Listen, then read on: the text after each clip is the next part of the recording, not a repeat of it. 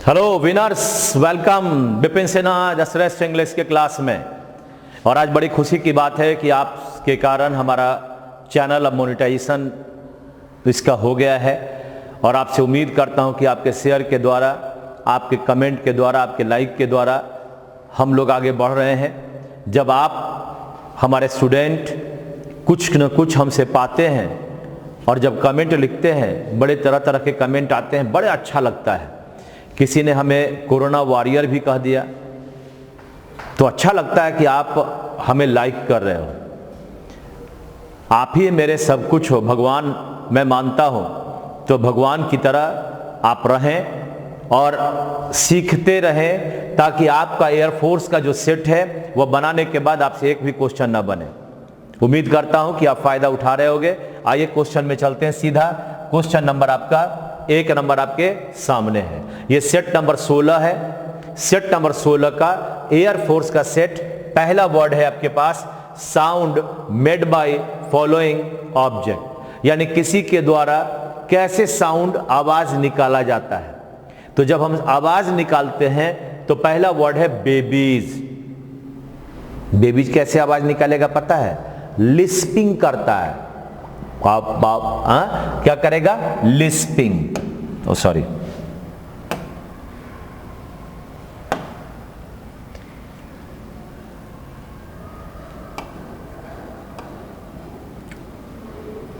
चलिए क्या करेगा जी? लिस्पिंग करेगा। यानी बेबीज क्या करेगा? लिस्प करेगा, यानी आवाज निकालना। ये लिस्प क्या हुआ? आवाज। बोलेगा प प प प, तो पापा पापा बोलता है, क्या होता है? वो सटता है, यानी लिस्पिंग कर रहा है। ये जूम क्या होता है? एरोप्लेन जूम करके उड़ता है, यानी जब एरोप्लेन आएगा तो एरोप्लेन में क्या बनेगा?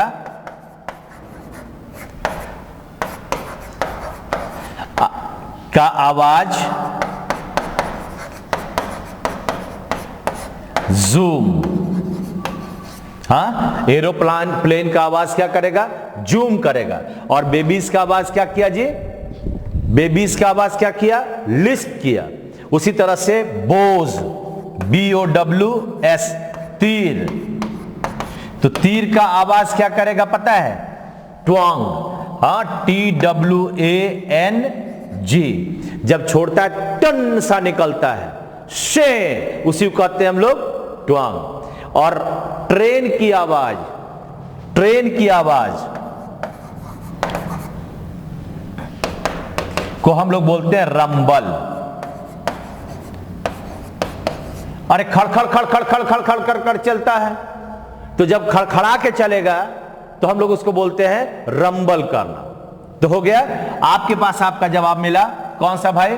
कि अगर हमारे पास बेबीज का आवाज है तो लिस्प करेगा, अगर हमारे पास एरोप्लेन का आवाज है तो जूम करेगा, अगर हमारे पास बोज का आवाज है तो ट्वांग करेगा, और अगर हमारे पास ट्रेन का आवाज है तो क्या करेगा? बोलो, ये करेगा रंबल। तो इस तरह से आपका पहला का उत्तर बन गया लिस्प, यानी नंबर 2। बात समझ में आ रहा है? क्वेश्चन नंबर 2 में चलते हैं। आइए देखिए, निम्नलिखित में से करेक्टली स्पेल्ड वर्ड को खोजना है और आपके पास मिलता है आपको 10 सेकेंड। 10 सेकेंड मिलता है, जल्दी से इसका उत्तर चाहिए हमें। यहां पर उत्तर मिला पजेशन। क्या मिला? पजेशन, यानी POSSESSION। पजेशन माने होता है अधिकार। पजेशन का मतलब क्या हुआ? अधिकार। तो इस तरह से आपके पास दूसरा का उत्तर बन गया 1 नंबर। ठीक है ना? तो अब चलते हैं क्वेश्चन नंबर 3 की ओर। तैयार हैं? क्वेश्चन नंबर 3 क्या आने वाला है? सिनोनिम। सिनोनिम की ओर चलते हैं। ये रहा क्वेश्चन नंबर 3। आइए, choose the word almost nearest in the meaning to the word given. आपको शनिवार और इतवार को मैं वीडियो आपके सामने ला रहा हूं YouTube पर। यह synonym, antonym, one word substitution और इडियम फ्रेज का। तो ये आपके पास उसी का एक भाग है। इसी तरह से आपके पास 2 दिन आप 20-20 वर्ड सीखोगे। और संडे को आप मॉर्निंग आवर में 11 बजे भी इसी चीज को सीखोगे। तो 60 वर्ड का आप 2 दिन में सीखने जा रहे हो। चलिए बनाइए वायर्ड।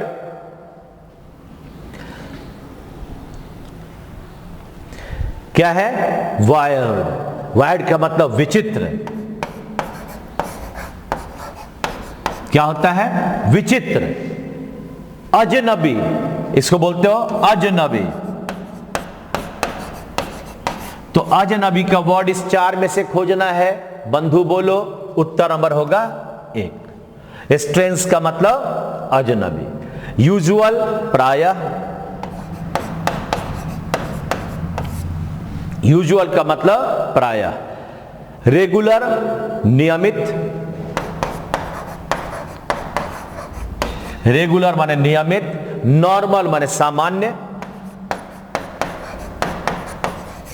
तो इस तरह से आपके पास आपका 3 का उत्तर हो गया नंबर 1। हाँ ठीक है, तो ये आपके पास। अब आगे बढ़ते हैं क्वेश्चन नंबर 4 की ओर। तो ये रहा क्वेश्चन नंबर 4। क्या बनाना है? Choose the word almost opposite. Opposite का मतलब एंटोनिम। एंटोनिम। एग्जॉस्टिव, पूर्णतः, पूर्णतः। संपूर्ण, हाँ, पूर्णतः या संपूर्ण, पूर्णतः या संपूर्ण। ठीक है। अब देखिए इनकम्प्लीट, आधा अधूरा, पूरा नहीं होना। हाँ, इसको कहते हैं इनकम्प्लीट का मतलब हुआ आधा अधूरा। हाँ, स्वीपिंग का मतलब तो झाड़ू देना।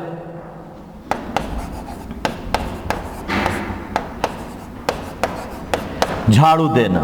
थॉरो का मतलब पूरा यानी पूर्णतः। इन डेप्थ मतलब गहराई में होना यानी पूरा होना।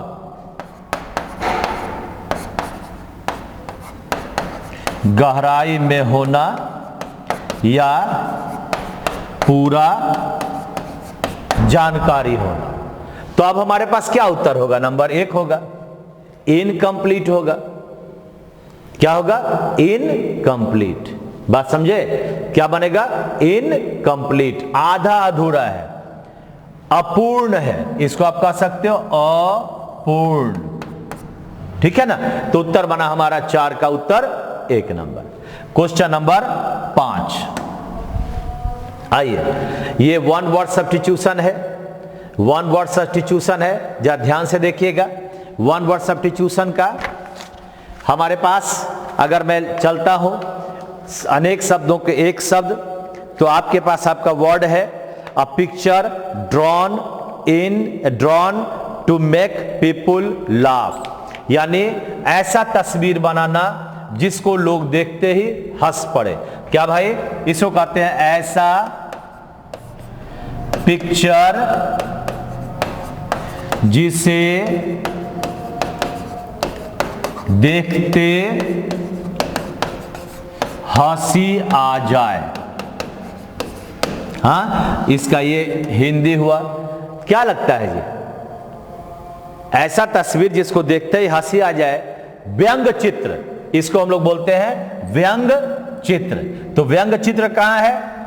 कैरिकेचर। यानी ये हुआ व्यंग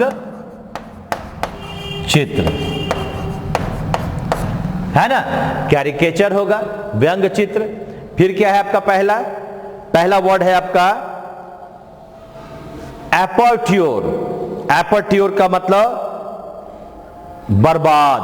एपर्ट्योर का मतलब क्या होगा? बर्बाद या छिद्र युक्त। क्या होता है? छिद्र युक्त। आप इसको कहते हैं छिद्र युक्त,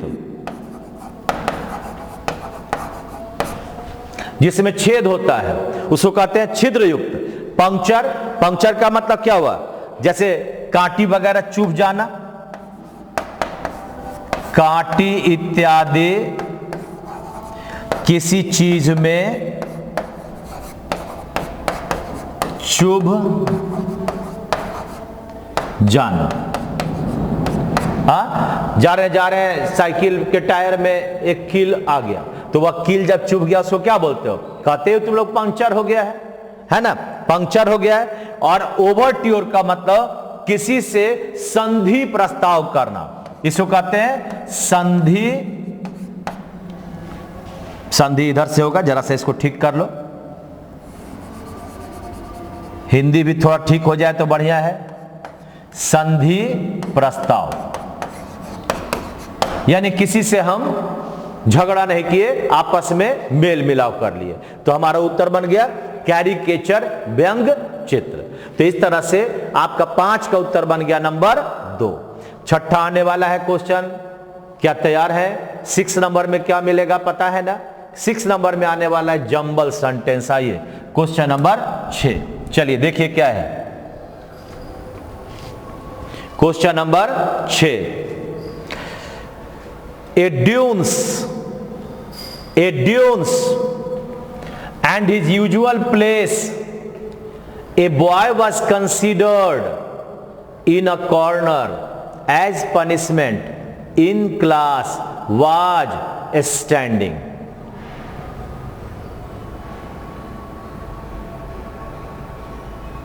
बोलो, ड्यून्स का मतलब होता है मूर्ख, यानी यहां पर हमारे पास वाज कंसीडर्ड वर्ब हो गया जिसे माना जाता था। अब इन क्लास वाज स्टैंडिंग ये वर्ब नहीं हुआ, ये बीच का पार्ट हो गया।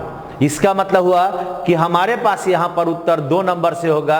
अब कहलाएगा ए बॉय वाज कंसीडर्ड, एक लड़के को कंसीडर्ड किया जाता था, माना जाता था। क्या माना जाता था?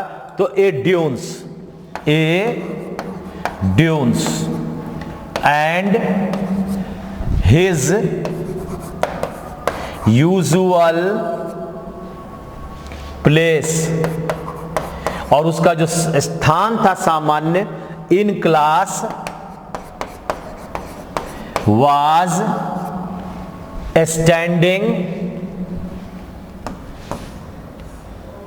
Was standing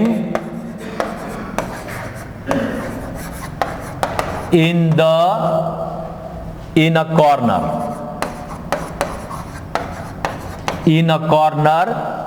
as punishment. हाँ, एक लड़के को मूर्ख माना जाता था, कंसीडर का मतलब मानना, एवं हिज यूजुअल प्लेस, उसका सामान्य स्थान, इन क्लास में, वाज स्टैंडिंग इन कॉर्नर, वह कहां था? कॉर्नर में खड़ा होना था, एज पनिशमेंट, किस रूप में? सजा के रूप में। यह पता है किसकी कहानी है? रविंद्रनाथ टैगोर की। वो बचपन में उनको मूर्ख माना जाता था, सब लोग उसे कोई लाइक नहीं करता था। एक दिन क्या हुआ, उसके घर में एक पार्टी हुआ, बाबूजी ने पार्टी रखा और एक राइटर आया जिसने क्या देखा कि एक इसी तरह के बोर्ड पर एक कॉर्नर में कुछ लिखा हुआ है। उसने सबसे पूछा कौन लिखा, कोई जवाब नहीं दिया। तो ये सकुचाते हुए उठे और इन्होंने कहा ये फलना ने लिखा, और इस पूरे जो पोएम है उसको उन्होंने सुना दिया। तब उस लेखक ने कहा कि अरे तुम में तो गजब की क्षमता है, एक दिन तुम बहुत बड़ा आदमी बनोगे। और यह एक शब्द जो उसके दिल में लगा उसे बदल दिया। यानी कभी भी एक ही शब्द से आदमी बदल सकता है। जैसे मेरे बदलने का एक ही मूल मंत्र था, मान लिया तो हार और ठान लिया तो जीत। यही हमें इतनी दूर तक ले आया। मैंने लॉकडाउन में पूरा का पूरा इसका प्रयोग किया और हमने 30 दिनों के अंदर अपने चैनल को मोनेटाइज करवा लिया। 2 लाख मिनट आप लोगों ने मुझे दिया इस 30 दिनों में। ये बड़ी उपलब्धि है आपके लिए और हमारे लिए। बस हम कहेंगे आपका यह प्यार हमारे साथ बना रहे, जिंदगी भर आप हमसे कुछ ना कुछ सीखते रहोगे। ठीक है, चलिए क्वेश्चन नंबर, उत्तर कहां गया? 2 नंबर, यानी 2 से स्टार्ट हुआ, क्या बना? ए बॉय वाज कंसीडर्ड से स्टार्ट हुआ, ये बॉय वाज कंसीडर्ड से स्टार्ट हुआ, इसलिए उत्तर नंबर होगा 2, 1, 4 और 3। आगे बढ़ते हैं क्वेश्चन नंबर 7। आइए भाई ध्यान से देखोगे क्या कहलाएगा। फिल इन द ब्लैंक है, choose the most appropriate answer and fill in the blank.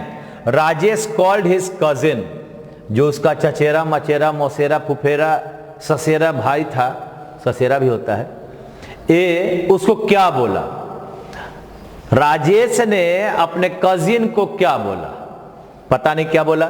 Layer, layer का मतलब होता है परत, जैसे परतदार चट्टान, एक परत पर दूसरा परत लगाते रहिए, क्या बोलेगा, परत, ना बोलेगा। लायर, इसका मतलब झूठा। हाँ, राजेश ने अपने कजिन को क्या बोला जी, क्या बोला, झूठा बोला। मेयर, मेयर का मतलब एक पदवी हो गया, जैसे MAYOR, तो बोलने के क्रम में मेयर बोल दिया। और ये आपका हुआ केयर, केयर का मतलब सावधान या देखभाल। तो बोलो क्या बोलेगा। राजेश ने अपने कजिन को क्या बोला, अरे इस चारों में से लायर बोलेगा, यानी 2 नंबर उत्तर होगा, बना। हाँ, यानी 7 का उत्तर बन गया हमारा 2 नंबर। लायर बोलेगा और तो कुछ बोलेगा नहीं, इसमें से परत बोलेगा, पदवी बोलेगा, ये सावधानी बोलेगा, देखभाल बोलेगा ना, उत्तर होगा नंबर 2। चलिए क्वेश्चन नंबर 8 की ओर। बड़ा मजेदार है। अब तक आपने ये 16वां सेट तुम सीख रहे हो, 15 सेट तक हमने पूरा बता दिया। बस रिवीजन तुम करो, पहला वीडियो से जाओ और तब देखो कितना फायदा होगा। ठीक है, बढ़ते हैं क्वेश्चन नंबर अगले पर। क्या है जी, ये भी तो आपके पास एक फिल इन द ब्लैंक है। कहता you will be punished when father dash is coming, is come, comes और केम। आपको मैंने एक रूल बताया है, मैं उसी रूल को यहां पर एक बार लिख कर बताता हूं कि जब आपके पास व्हेन आ जाए, जब आपके पास बिफोर आ जाए, जब आपके पास एज सून एज आ जाए, ठीक है, तो अगर आपके पास आफ्टर आ जाए, अगर आपके पास इन केस आ जाए, अगर आपके पास अनलेस आ जाए, तो ये ETC आ जाए, तो ये जो आपके पास है ये प्लस प्रेजेंट इंडेफिनिट को लेता है और प्लस इसके साथ जो जुड़ा दूसरा वाक्य होगा वह होगा फ्यूचर इंडेफिनिट। ठीक है ना, यानी इन सारे शब्दों के साथ जो जुड़ा, जो जस्ट सटा हुआ वाक्य रहेगा, ये वाला पहले भी आ सकता है, ये बीच में चला जाएगा, लेकिन इसके जस्ट बाद क्या लगेगा, प्रेजेंट इंडेफिनिट, यानी सब्जेक्ट प्लस V1 या V5 अब प्लस ऑब्जेक्ट, यही ना हुआ। और यहां क्या हुआ, subject plus will plus V1 अब प्लस ऑब्जेक्ट। यानी अगर मैं कहता हूं सपोज करो as soon as he enter the class the lecture will start, will start. यानी आपके पास ही इंटर्स क्या हो गया, तो प्रेजेंट इंडेफिनिट हो गया, और विल स्टार्ट क्या हो गया, तो आपका फ्यूचर इंडेफिनिट हो गया। अब इसको अगर हम लोग ऐसे भी बनाएंगे, अगर इसको हम लोग ऐसे भी बनाएंगे, यानी अगर मैं कहता हूं the lecture will start when या before he enters the class, ठीक है, तो ये व्हेन बिफोर बीच में आ गया, यहां पर एज सून एज भी लिख सकते हैं। बात समझा? यानी जब ये बीच में रहेगा तो राइट हैंड साइड वाला प्रेजेंट इंडेफिनिट, तो पहला वाला क्या होगा? Future indefinite. तो कहीं ना कहीं when before as soon as unless until ये सब प्रेजेंट इंडेफिनिट को लेगा। अब हमारे पास अगर तुम लोग लिख लिए होगे, 10 सेकंड से ज्यादा आपके पास हो गया क्वेश्चन बनाने के लिए, तो आपने यहां पर आप अगर जाओगे तो क्वेश्चन में आपका उत्तर बनेगा कम्स। प्रेजेंट इंडेफिनिट क्या बनेगा? When father comes V5। क्या बना?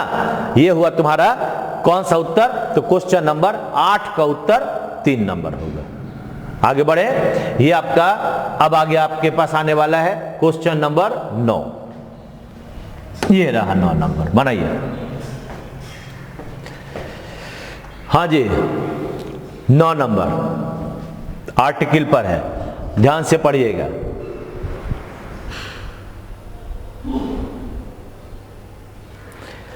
द सीजनल रस, मौसमी रस का मतलब भीड़, इसका मतलब होता है मौसमी, मौसम वाला, और इसका मतलब हुआ भीड़। कभी कभी क्या होता है, किसी मौसम में, दशहरा का मौसम है, दशहरा का समय है, तो भीड़ ज्यादा हो जाता है। Seasonal rush is back again in dash hill town. Town में कहा? हिल टाउन, यानी खास हो गया। और खास के पहले हम लोग क्या लगाते हैं? हमेशा द लगाते हैं। क्या होता है? द प्लस खास जगह, द प्लस खास जगह, है ना, पार्टिकुलर एरिया। तो यहां पर लगेगा द हिल स्टेशन, लगा द हिल स्टेशन। जहां भी खास रहेगा, पार्टिकुलर एरिया रहेगा, वहां लगेगा द। आगे बढ़े, क्वेश्चन नंबर 10 की ओर हम लोग अब बढ़ रहे हैं और देखें इसका आंसर आप क्या बनाते हो। चलिए भाई, 10 नंबर, चलिए। His teacher dash an explanation of his conduct. Conduct का मतलब होता है व्यवहार, ठीक है, और एक्सप्लेनेशन का मतलब होता है व्याख्या। चलिए, तो देखिए भाई, टीचर ने व्याख्या के लिए उसे बुलाया, उसके व्यवहार की व्याख्या के लिए उसे बुलाया। अब इतना सारा वर्ड है, अब देखिए क्या क्या बनेगा। पहला वर्ड क्या है? Call up. तो कॉल अप का मतलब पहले लिखना। कॉल अप का मतलब इसका क्या कह सकते हो उसको? कॉल अप का मतलब भविष्य में बुलाना। जैसे आप कहते हो बुलाया, कॉल अप, इसका मतलब होता है जैसे बुला रहे हैं ना, हाँ, इसका मतलब हुआ बुलाना, सिंपल बुलाना। यानी इसको आप कह सकते हो सिंपल भाषा में।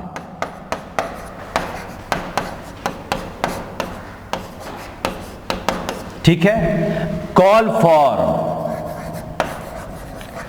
अब यहां पर उसका होता है व्याख्या के लिए बुलाना।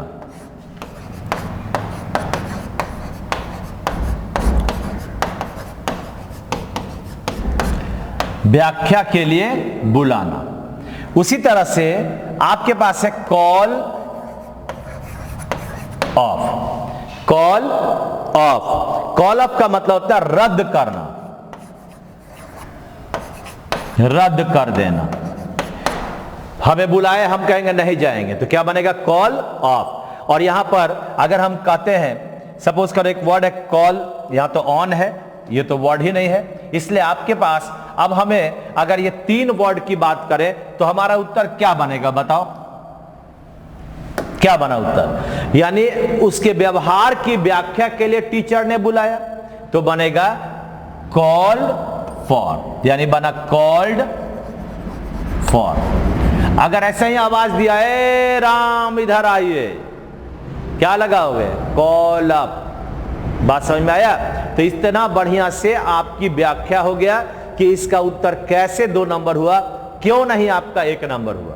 ऑन का तो मतलब है कुछ नहीं है, तो इसलिए आपका उत्तर बना 2 नंबर। आगे बढ़ जाएं। क्वेश्चन नंबर है आपका 11 नंबर, आपके अपने टीवी स्क्रीन पर। बस आपका काम है कि खूब बढ़िया से उसको समझकर बना देना। आइए देखिए भाई, नाउन फॉर्म बनाना है हार्ड का। हार्ड का नाउन फॉर्म बनाना है। हार्ड आपके पास क्या है पता है? एडजेक्टिव। क्या है? हार्ड है आपका एडजेक्टिव। अब इससे बनाना है नाउन, तो यहां से बन गया हार्ड शिप। क्या बना? हार्ड और SHIP। हार्डली, इसका मतलब तो कठिन होता है, और इसका ये तो हो गया आपका एडवर्ब, जिसका हिंदी क्या हुआ? मुश्किल से। ठीक है ना? तो ये आपका हुआ the noun form of hard is hardship. बड़ी आसान है, आप लोग अब तक बहुत सारे में देख चुके हो। हम थोड़े दिनों के बाद मैं चाहूंगा कि पूरा का पूरा इसका एक पार्ट आपको आपके PDF के रूप में मैं इसे दे दूं, ध्यान से देखते रहना। चलिए, तो ये हुआ आपका 11 नंबर का उत्तर हार्डशिप होगा। नंबर होगा हमारा 4। हार्डनेस और हार्डिंग होता ही नहीं, वर्ब रहेगा तब ना ING दे देंगे। ये तो एडजेक्टिव है, एडजेक्टिव में कहीं ING लगेगा? क्या बोलोगे? सी इज ब्यूटीफुलिंग बोलते हो? सी इज ब्यूटीफुलिंग नहीं बोलेंगे, she is beautiful. I am reaching बोलता है, क्या बोलता है? I am rich. चलिए, तो उत्तर नंबर अगला आपको खोजना है। ईडियम एंड फ्रेज है, ईडियम एंड फ्रेज है। 10 सेकेंड दिया आपको 12 नंबर में। जरा सा आराम आराम से देखकर इसको बनाना है। देखिए क्या है, ह्यूमन सर्विस। कोरोना चल रहा है, इसमें आप जो भी खाने वाला खाने नहीं मिल रहा है उसको आप मदद करते हैं, यानी कठिनाइयों के समय मदद करना, जब नीड हो तब मदद करना। क्या कहते हैं? जरूरत के समय, जरूरत के समय मदद।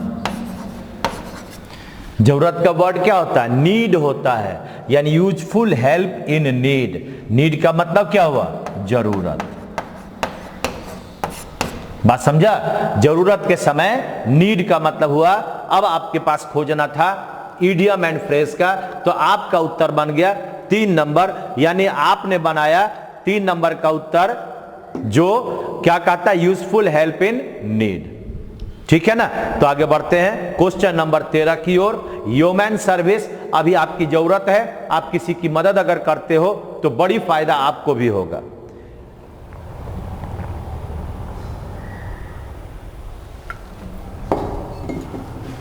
क्वेश्चन नंबर है आपके सामने, ये रहा नंबर 13। अब आपको इसमें क्या करना है? तो एक कॉमन ईयर के रूप में खोजना है। जरा सा देखिए कॉमन ईयर क्या होगा, ध्यान से देखिएगा तो बन जाएगा।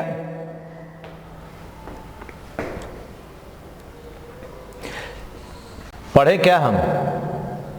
पढ़े? कहता है Judaism says spirituality is a process. माने जो हमारे पास एक धर्म है वह हमें बोलता है स्पिरिचुअलिटी, यानी आपका आध्यात्मिक भाव। इज, ये हो गया आपका सिंगुलर, तो वर्ब हमारा सिंगुलर सही है। Is a process of personal transformation.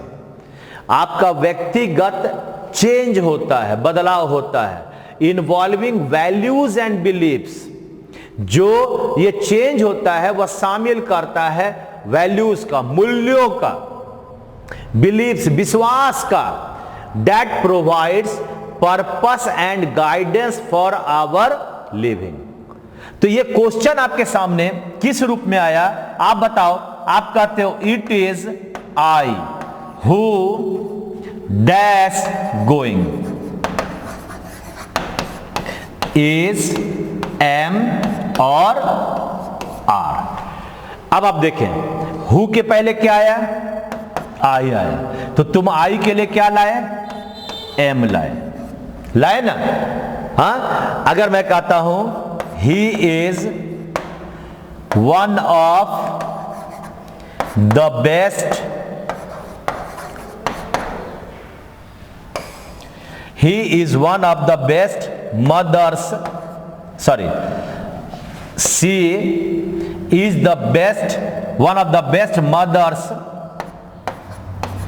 that dash done well, that dash done well, और यहां पर लिखा हुआ है has या have। देखिए, ये डैट आपका क्या है? Relative pronoun. तो डैट के पहले हमारे पास क्या है? मदर्स। तो मदर्स का मतलब क्या हुआ? प्लूरल। तो प्लूरल के लिए यहां से हमारा वर्ब क्या चल जाएगा? हैव चला जाएगा। डैट क्या है?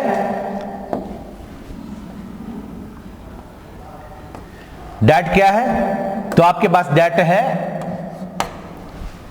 Relative pronoun. कहने का अर्थ है कि रिलेटिव प्रोनाउन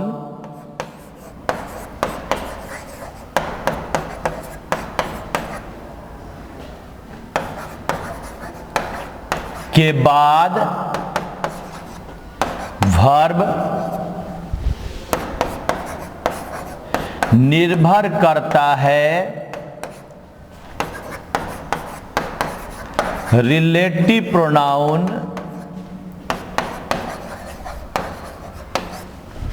यानी हु, विच, डैट के पहले आने वाले सब्जेक्ट पर। हाँ, तो जब तुमने यहां डैट के पहले मदर्स देखा तो तुमने क्या लगाया था? वहां हैव लगाया। क्या लिखे?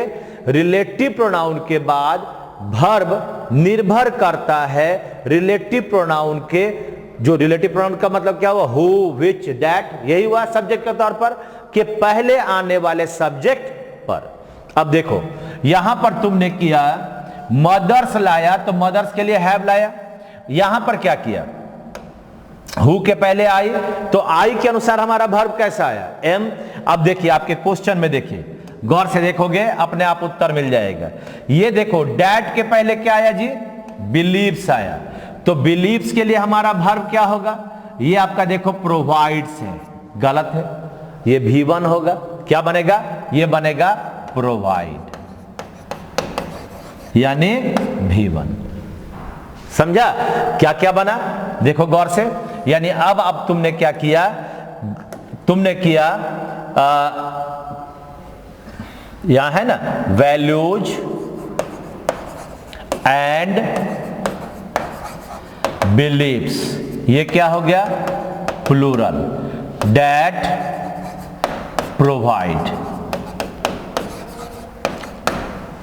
V1। चूंकि ये डैट के पहले बिलीव्स लगा हुआ है और बिलीव्स के अनुसार हमारा वर्ब क्या होगा? प्रोवाइड होगा। अब इतने बढ़िया से तो आपको मैं समझा दिया।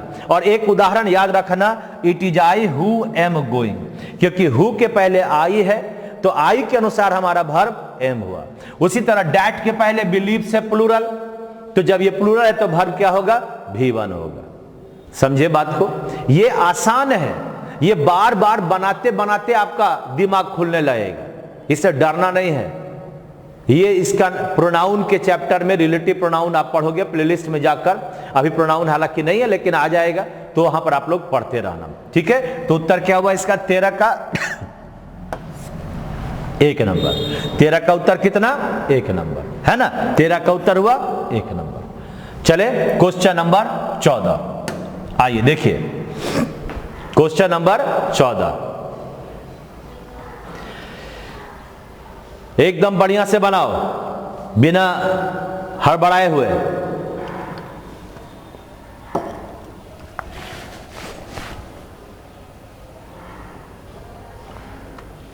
क्या बनेगा जी?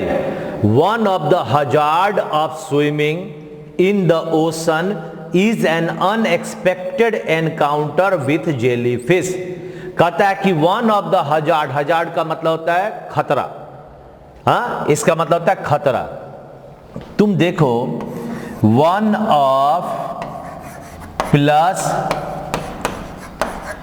प्लूरल नाउन, तो यहां पर क्या बनेगा? बॉयज बनेगा। तो तुम्हारा दूसरा क्या बना? हजार्ड्स बना, ईटीसी बना, हाँ। और इसके साथ जो हमारा वर्ब होता है वो कैसा होता है जी? तो वर्ब होता है सिंगुलर। किसके अनुसार? वन के अनुसार। तो अब हमारे पास वन ऑफ द, ये हजार्ड आ गया, वर्ब देखो इज आ गया, इज तो यहां पर सही है, लेकिन ये हजार्ड के बदले अब हमारे पास हो गया HAZARDS बना।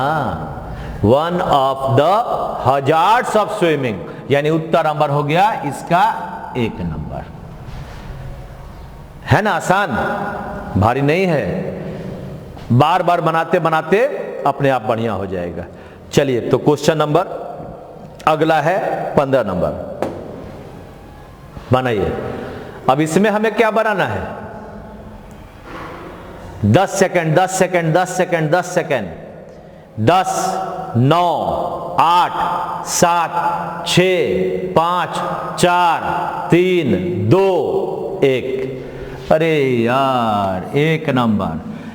ए इंटरेस्टिंग के बदले एन इंटरेस्टिंग होगा। क्या बनेगा? An interesting.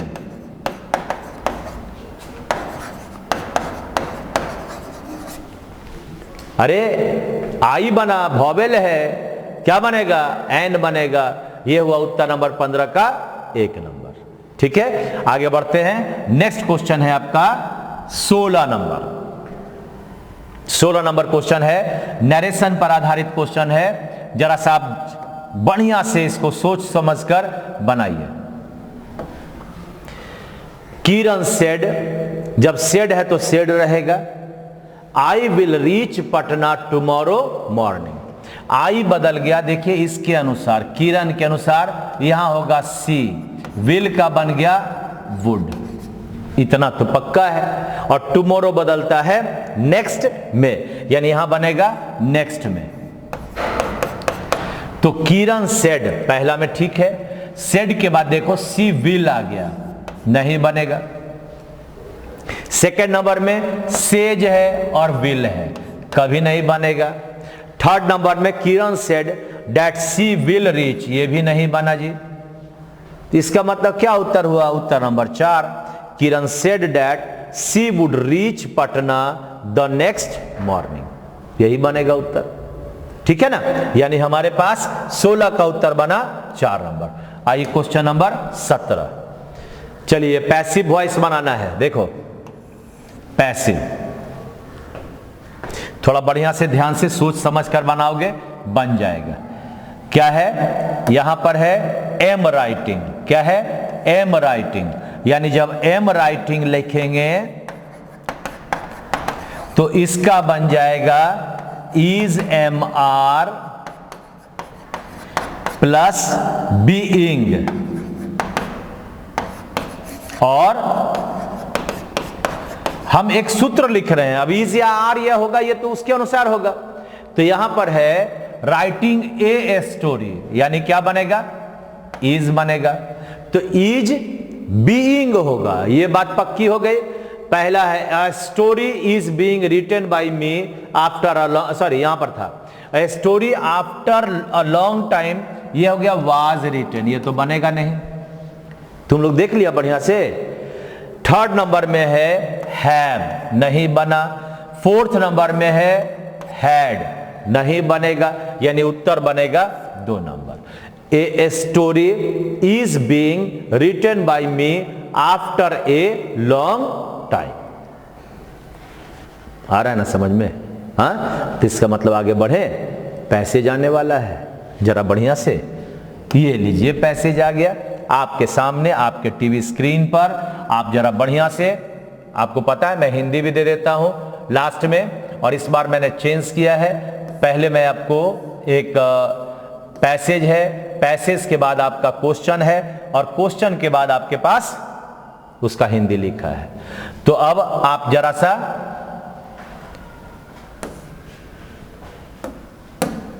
हमें दिखाइए कैसे कैसे बनेगा। ये आपका पैसेज आ गया। चलिए, तो कहता है, हिंदी उसका लिखा हुआ है ना, मेनी ईयर्स एगो, बहुत साल पहले, देयर लिव्ड इन इंडिया, भारत में रहता था, a great king called Jahangir, Jahangir नाम का एक बहुत बड़ा राजा इंडिया में रहता था। ठीक, ही रूल्ड ओवर, रूल्ड का मतलब शासन करना, क्या होता है इसका मतलब? शासन करता था। वह शासन करता था over a very big kingdom, kingdom का मतलब क्या होता है? साम्राज्य। हाँ, और एम्पायर, एक बहुत बड़े साम्राज्य पर वह शासन करता था।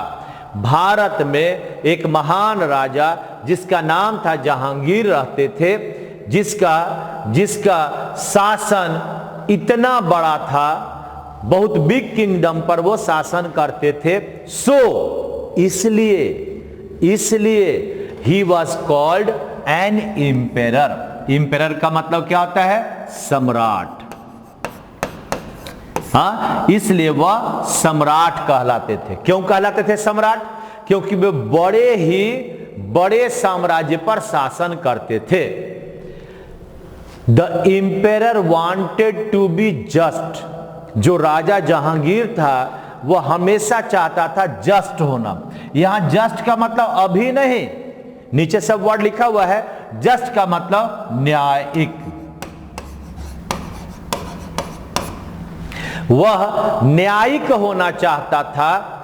हिज सब्जेक्ट्स, अपने ऑल हिज सब्जेक्ट्स, अपने सभी विषय वस्तुओं में उससे कोई गलती ना हो, वह हमेशा सही निर्णय दे, यह चाहता था जहांगीर। बड़ा से साम्राज्य पर शासन करता था, इसीलिए वह सम्राट कहलाता था। अब है कि वह हमेशा न्यायिक होना चाहता था, उससे किसी प्रकार का कोई गलती न हो।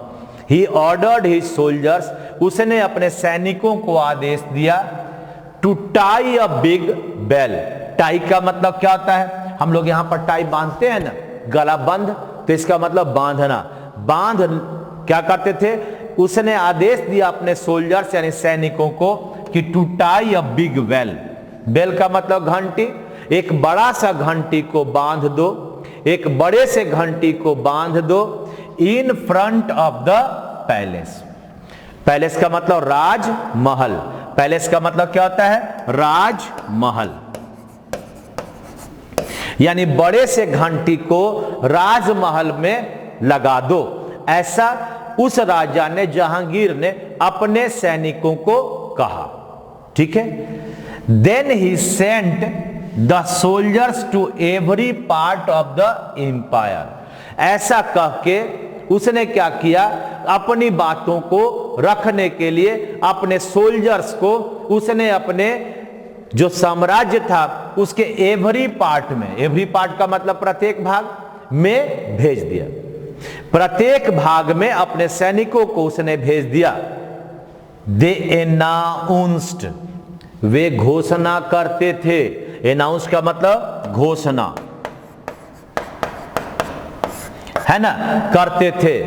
वे लोग जो गए थे सोल्जर, वे घोषणा करते थे that if the people had any complaint, अगर किसी भी व्यक्ति को कोई शिकायत हो, कंप्लेंट का मतलब शिकायत, किसी भी व्यक्ति को कोई भी शिकायत हो, they could come to the palace, वो राजमहल आ सकते हैं, राजमहल आ सकते हैं, एंड रिंग द बेल। और वे क्या करेंगे राजमहल आकर? वो घंटी बजाएंगे। हाँ महाराज, हमें इस राज्य में ये कष्ट हुआ, इसके लिए आपसे मैं न्याय मांगने आया हूं। जब वो आएंगे तो घंटी बजाएंगे। द एम्पेरर हिमसेल्फ, और राजा स्वयं। हिमसेल्फ का मतलब क्या हुआ जी? कहता राजा स्वयं खुद would listen to their complaint. Listen to का मतलब क्या होता है? सुनना। और राजा खुद उसके कंप्लेन को सुनेंगे, राजा खुद जहांगीर उसके कंप्लेन को सुनेंगे। And he would give them justice. Justice का मतलब न्याय।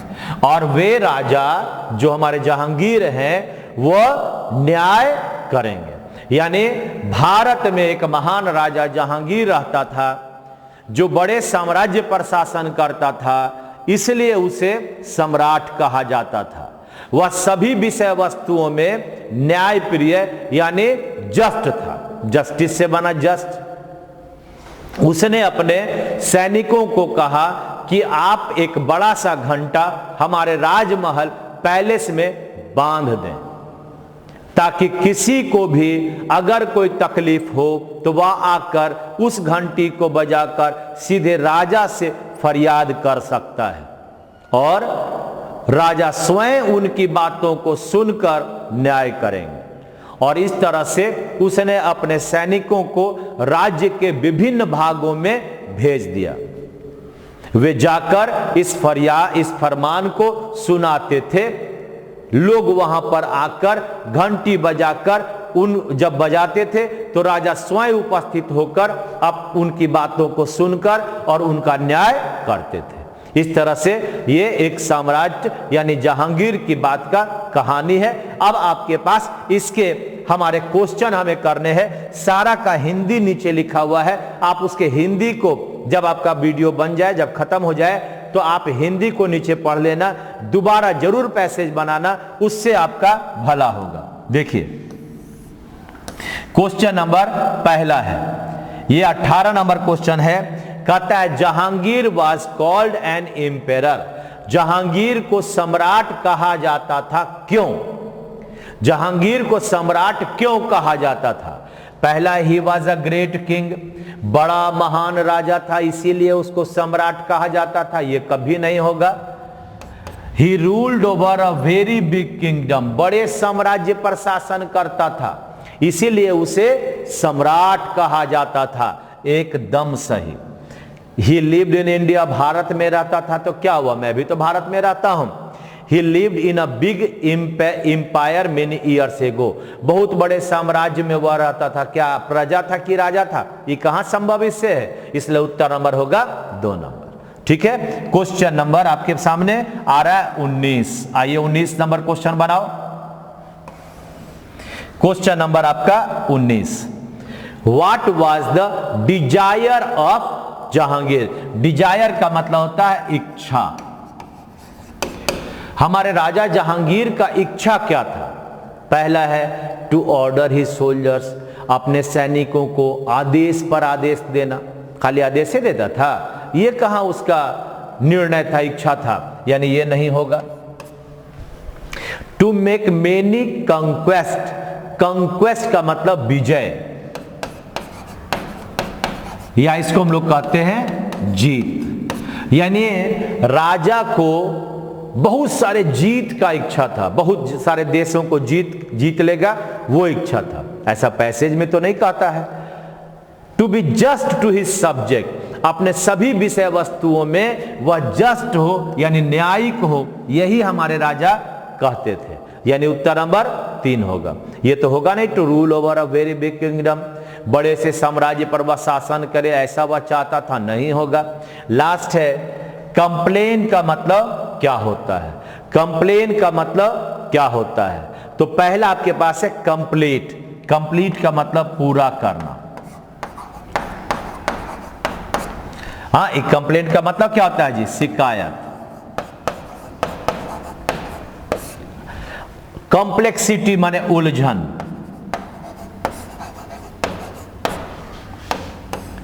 कॉम्प्लेक्सिटी माने क्या हुआ? उलझन। और ऑब्जेक्शन माने विरोध या शिकायत, और डिजास्टर का मतलब महाविपत्ति। क्या लगता है उत्तर नंबर 3 होगा, है ना। यानी 20 का उत्तर हो गया ऑब्जेक्शंस 3 नंबर। मुझे उम्मीद है कि आपने पैसेज को बढ़िया से पढ़ा, और आपके जब आप लोग बनाते हो वहां सुपर चैट का एक ऑप्शन आता है, जरा एक बार कभी देख लेना क्या है। अगर मन करे तो थोड़ा सा एक थंब हमारे पास भी भेज देना, आपको कम से कम अच्छा तो लगेगा कि सर के लिए सुपर चैट हमने दिया है। चलिए, तो ये रहा आपका आज का पूरा मैंने व्याख्या किया। आप उम्मीदतः खूब मजा कर रहे होंगे, और आपकी वजह से हमारा चैनल ग्रो कर रहा है। थोड़ा और सब्सक्राइब करो, थोड़ा और आप व्यू बढ़ाओ, थोड़ा और लाइक कराओ, थोड़ा और शेयर करो, और तब तक के लिए आप स्वस्थ रहें, मस्त रहें, ऐसी मेरी आशा है। आपसे बढ़िया इस हिंदुस्तान क्या पूरे वर्ल्ड में कोई भी व्यक्ति नहीं हो सकता। हर इंडिविजुअल यहां पर बैठा हुआ एक विनर है, उससे बढ़िया रियल में कोई आदमी नहीं है। चलिए, धन्यवाद, थैंक यू वेरी मच। एक बार फिर से धन्यवाद इस वीडियो को देखने के लिए। चलिए, धन्यवाद।